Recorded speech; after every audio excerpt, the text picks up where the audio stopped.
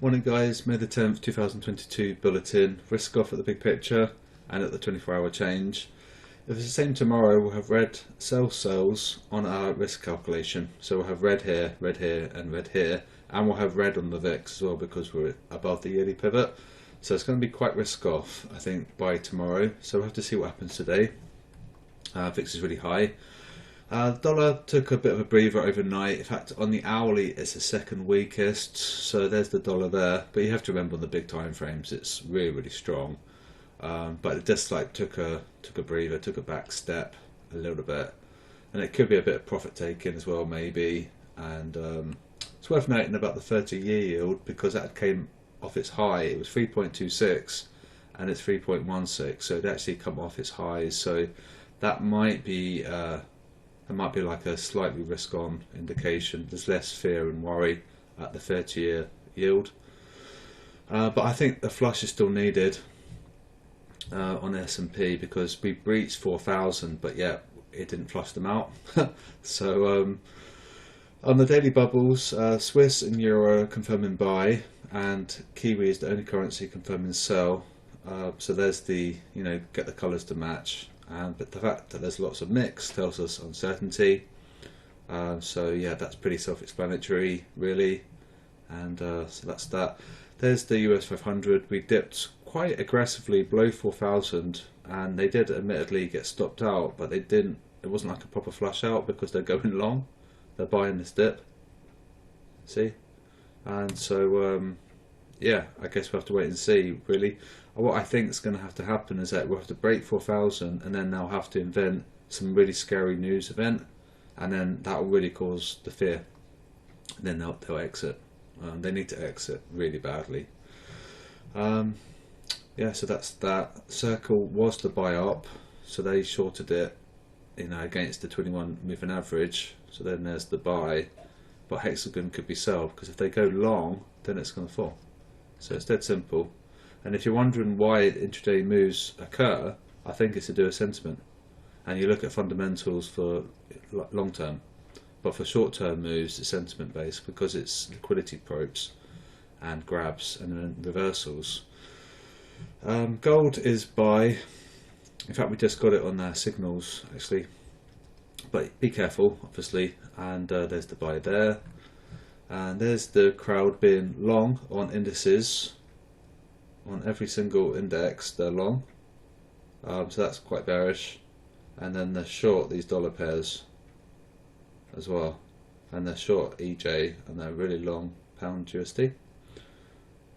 So that's that. I said about the 30-year yield. Just a little note about GU. It fell so quickly, it probably caught people off guard. It had a technical break, but then it tumbled really hard. So if you weren't watching it and you were at work, it might have caught you unawares, especially if your stops were really wide.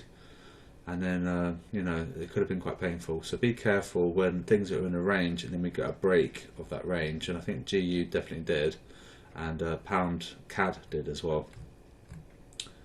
So that's fine. Talked about that. That's okay. This has actually changed since it's now Euro Yen is now strongest, but this is going to be in flux today, and it's going to be shifting all the time. So what I'm going to do today is check the spreadsheet, and I'm going to be watching these values, and I'm going to get a synthetic signal from these values. So what you do is you pitch strong versus the weak. So CAD is weakest against yen, but pound is strongest against yen. So pound CAD could be like a scalp buy, or the euro CAD, because the euro yen is strongest now.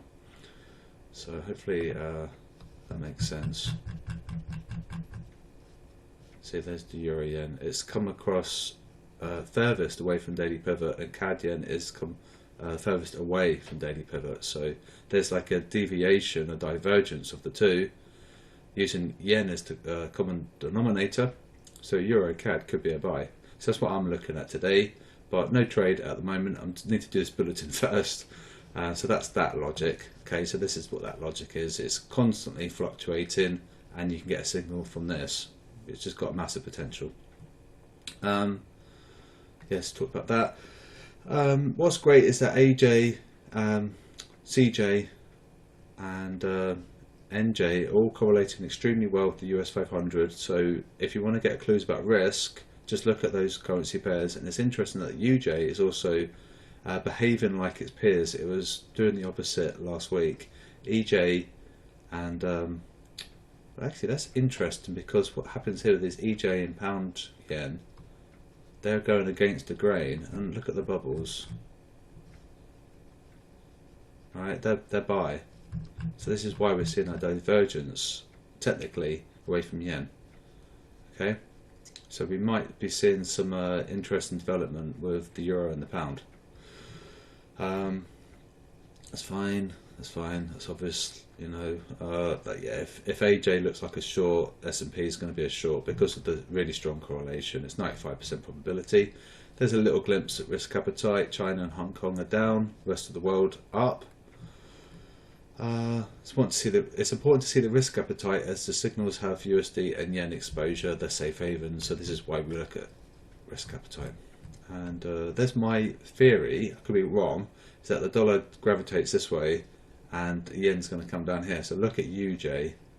So if this pans out, this is going to be UJ short potential. Okay, Aussie is weakest and pound strongest. So there was lots of bearish news about the pound yesterday, and that caused the retail guys to really short. So that's why it's a buy. And SLC update, largest mover was Euro USD at 8% shift towards buy. There's the 8% shift, but maybe you want colours to match. There's lots of mismatch there, a great deal. Largest SLC is AU here, sticking out like a sore thumb, and it's above as well at 71.50. The size is 4.76. There's a lot of liquidity in stops at this level. Dynamically, pound is strongest and Aussie is weakest.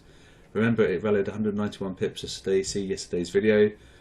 Just see the video that says pound Aussie, you know, GBP AUD, and that was a really good setup. So I'm hoping we're going to get a similar setup using this logic today.